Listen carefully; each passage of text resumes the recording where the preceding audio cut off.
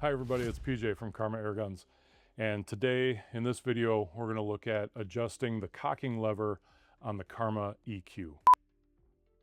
So like anything mechanical with moving parts, it is possible for things to get a little bit out of adjustment. So today we're going to talk about adjusting the cocking lever on the Karma EQ. What I'm talking about is actually not so much the lever here, but the bar that runs here through this collar that goes over the barrel back here and actually pushes back so that the hammer can engage the sear. And what will sometimes happen is with the rifle on your shoulder, you'll pull back and you'll feel this bind. You should not try to pull through that. That's an adjustment issue or a dirt issue. You've got some dirt or sand or grit or something in between the barrel and this collar, and yanking it to grind it is it's gonna throw off the long-term longevity, performance, whatever you want to say, of your rifle. The EQ is a very tank-like rifle and should give you years of hard service in the field. Let's not do anything to mess it up. So if you think it's out of adjustment, I want to walk you through that process so that you can see how to get it into adjustment.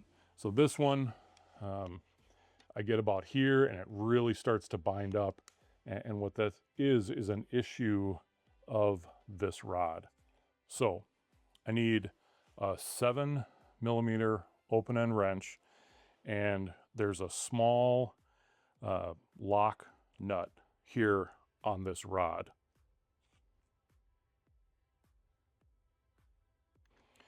So you're going to back this nut, and there's a split ring washer in there that should hold it in place. And you're going to back that off until you can walk it back on the threads to give you some room to move. Now, usually, if you look in the front, you'll see in this collar there are threads on the inside. Obviously, it's a threaded rod, so there's got to be something for it to thread into.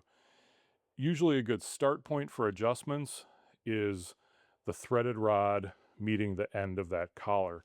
And when I look in here, I can see that it's actually threaded probably halfway back, and that's why it's giving me trouble. So you're going to take your fingers, and in this case, I'm going to thread that rod forward until it gets close to the end there. But you could also have a situation where it's threaded through that little collar and you might need to back it out. So what I'm doing is threading this forward.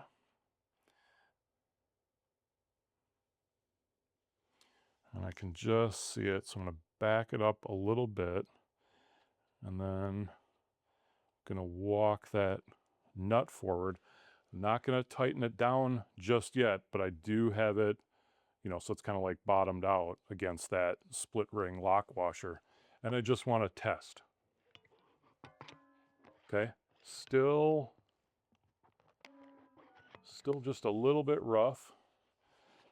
So I'm going to back that nut out a little bit. And I'm actually going to back the rod a little bit. I think I went a little bit too far.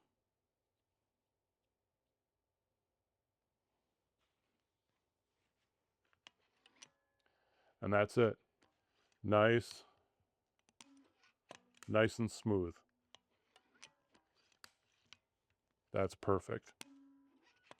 So now I'll take my wrench. Again, it's a 7mm. I do need to make sure when I do the final tightening on this, that rod isn't rotating, because that is a surefire way to have a perfect adjustment no longer be perfect. So I need to hold that rod in place while I do this final tightening. And for that, I'm going to need 2 hands.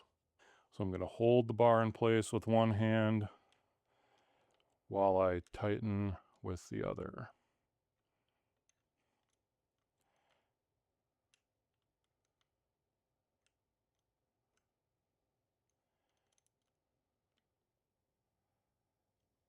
with that lock washer in there, you know, it's one of those offset ones, and when you pinch it flush, that shouldn't really shift on you. So once you make this adjustment, it should be pretty good. If what you think is that you've gotten some grit in between that collar and the barrel, the best course of action is you've got 1, 2, 3, 4 screws on this side of the action, and the same 4 screws, 1, 2, 3, 4 on the other side. That's what's holding your barrel in. If you think you've got dirt and grit in there, the best course of action is to pull that barrel out, clean it off, clean the inside of that passageway, get any grit that's in there out, and then you can lightly lube it up. There is, on this slide, there's no O-ring in there, nothing like that. So you can use a little bit of like bike chain lube, very little bit right there. And there's really from there no risk of that getting into anywhere else. If you gob it on, then it's going to get everywhere eventually. But a little bit right under there is okay. You could also use a silicone-based lube. Too much lube in a spot like that is going to eventually attract dirt. So a little bit is okay, but too much is going to cause you problems down the road. But that should help you if you have any adjustment issues with your cocking lever on the EQ. And if you have questions about that or this process or anything else, make sure you fire them up in the comments and we'll get to them just as soon as we can. But until the next video, everybody, shoot safe, shoot straight, and we'll see you around.